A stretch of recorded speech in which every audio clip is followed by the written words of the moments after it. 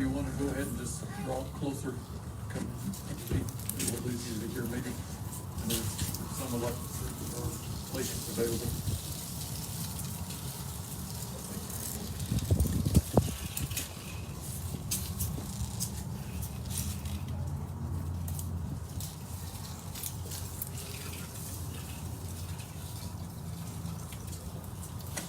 Would you like to sit? You're welcome. You're very welcome to. Okay. We'll begin our service this afternoon by singing 412. 412.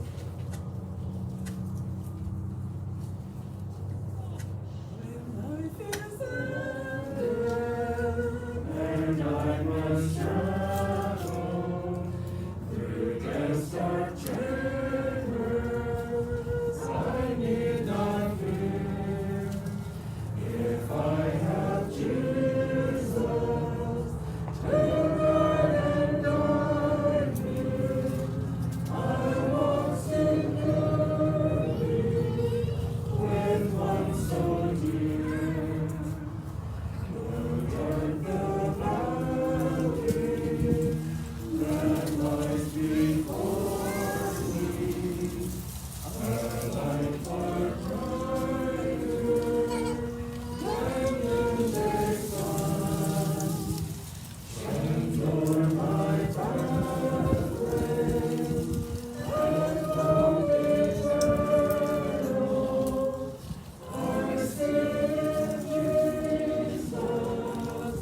First day is done.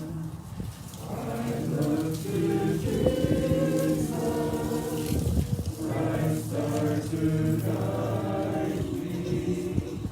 Christ Jesus vanquished death and the grave.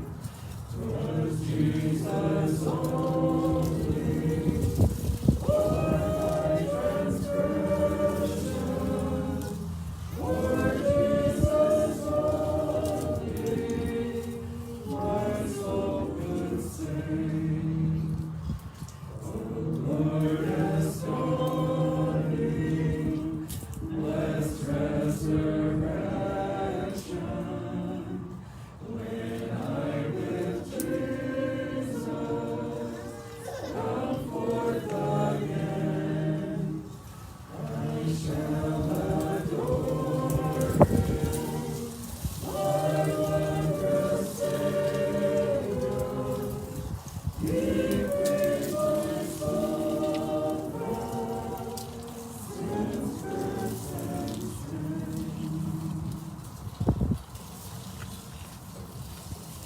When word came that Mae had passed away, I just thought of this illustration of what it is to have like a full life, or some people would say a complete life, or maybe even just a busy life. And I would have to say, for the last few years, not being anywhere close here, there's been things about Facebook that I've appreciated, but I'd have to say whenever I watched the things that Mae would post, I would get tired just reading it, and the pies or the nuts or the whatever is just like, this was a lady that was in constant motion. And so you could just say, well, she had a really busy life. But I thought, there's a lot of people that have a busy life, and I don't think that's the word I would use with Mae. And the reason is, I thought sometimes people have you get treadmills or stationary bikes, and you get on there, and that's busy. You can work up a sweat and you can get tired, and when you get off, you haven't gone anywhere, and that's busy. And some people, you can have a full life, and maybe that's a bit more like getting on a real bicycle, and you just kind of go around the block, and you see some things, and maybe you run a few errands even with your bike. But at the end of it all, you're just right back at home. But I thought really a complete life is when you have a destination, and you get on it, and you reach the goal, and it's complete. And that's very different from just being busy. And the thing that I appreciate is just that little illustration some have given of the glass jar. and what you put into it, and if it's full or not. And I think we'd all know, like for me, that God was the most important part of life, and that's what went in first. And so anyway, if that goes in the jar, there's other things that can fit in around it, and you could say, well, is it full? And you say, well, it looks full to me. But you take something like sand that's even smaller, and it just trickles right down in all the places, and you fit in a lot more. And you say, well, is the jar full? And you say, well, not yet. And you take a glass of water and you just start pouring it in, and it holds a lot more. But somehow, if you mix up the order of that, something gets left out. And very often, sadly for people, it's God that gets left out. It's the big thing that gets left out. And a lot of things can get fit into life, but somehow then there's no time for God. But I just felt like for me, it was easy. The things that maybe you can see on Facebook, the pies and the nuts or whatever, taking things to Mexico, that's just what got fit in around the rock. And the rock went in first. And that part, you didn't forget that. God goes in first. And whether it's a day or a month or a lifetime, God goes in first. And then everything else, and a lot of things could fit in.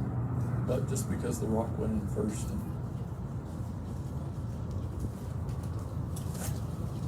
I was just thinking too of just this little expression that of like that we could say these days that life has ended, but is life finished? And every day has an end, but at the same time, every activity has an end, but things don't always get finished. And it seems like in life, like when would you say it's a good time to quit? And there's always one more thing I think we could all think of doing.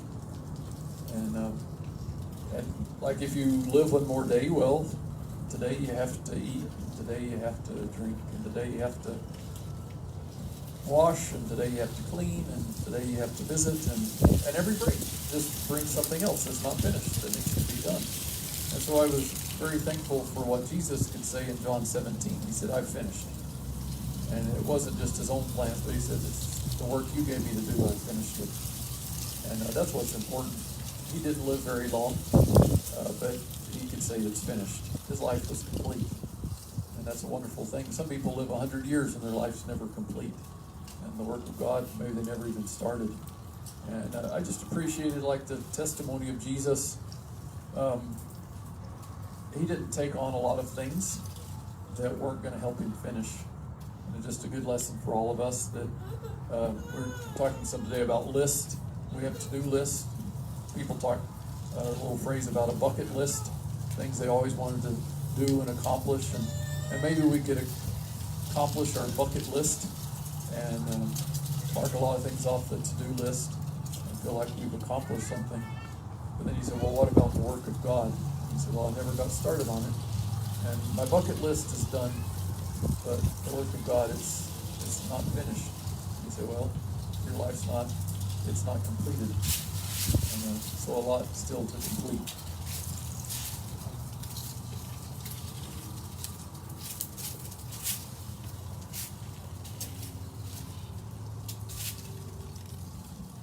Just appreciate, it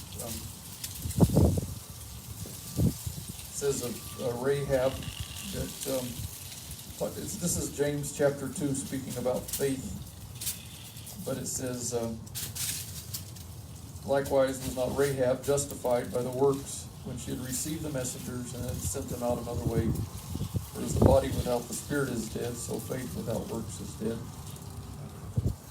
We're just very thankful for that too, like with Mae, that like her faith wasn't a dead faith, and just a willingness and even a joy in opening her home to the ministry, and glad for others coming. And then just to see her, not just her home, but opening her heart to others and just trying to serve. And there's another verse about seeing your brother in need and having like means to help and not. And I thought, well, that definitely wasn't me. She tried to help. She very much tried to help. And so it's good when a person's faith is not just something in the mind and some person's religion. It's not just something on the tongue, but it's really what they live. It's what they embody. Just a love for others and a care for others. And in that like the works confirming the faith.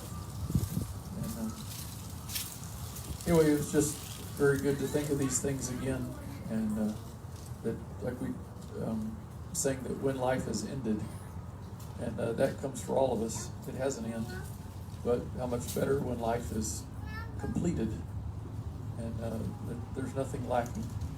And like I said, there's a lot of things we could take on and maybe call accomplishments that really don't help us to complete the purpose of life. And anyway, just glad for her example and living for others, and what it is that we can do just to do the will of God. Not just to live a maximum number of days, and there's no reward in that. Like I said, Jesus lived few. But anyway, just every day put His will into life first. There'll be plenty of room for other things. And I think sometimes people feel like if I serve God, it deprives me of everything.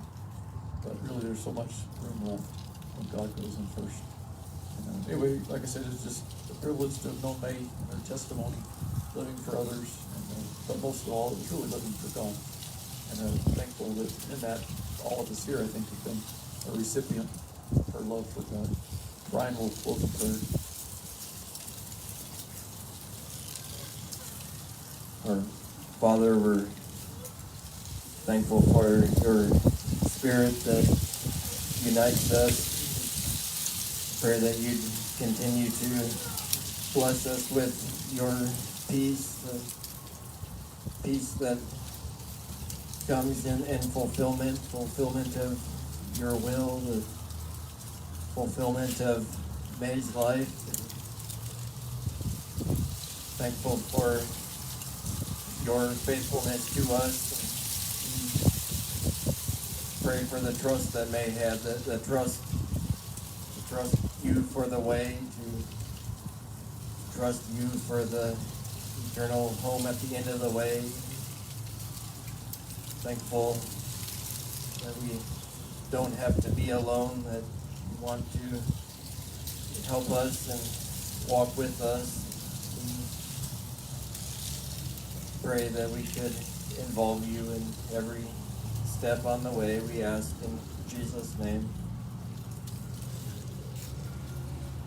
So let's conclude our service here.